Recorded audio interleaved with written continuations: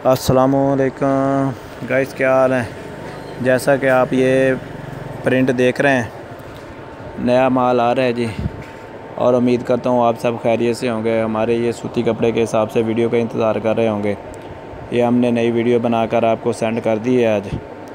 तो ये यानी कि कलर स्कीम हमारे पास नेक्स्ट मंथ में 1 माह के बाद यानी कि कम से कम ये माल आएगा, क्योंकि ये अक्टूबर के सेंटर्स के बाद आएगा। यानी कि माल मौसम अभी गर्म है तो इसलिए हम माल मंगवा रही हैं पीछे से। यानी कि डिज़ाइन हमें आ गए हैं ये जो माल पीछे बन रहा है नौशहरा के अंदर, उस हिसाब से हम आपको वीडियो बनाकर अपलोड कर रहे हैं जी। ये बहुत प्यारे कलर आए हैं जी, डिज़ाइन अच्छे आए हैं, माल अच्छा है, बड़े भर का कपड़ा है जी सारा। तो हमने यानी कि आपको आपकी मालूमात के लिए, आपके इल्म में इजाफ़े के लिए हम आसफ़ सिल्क सेंटर पे यानी कि ये सिल्क सेंटर के यानी कि यूट्यूब चैनल पे अपलोड कर दी है। वीडियो बनाकर हमने ये भेज दी है जी।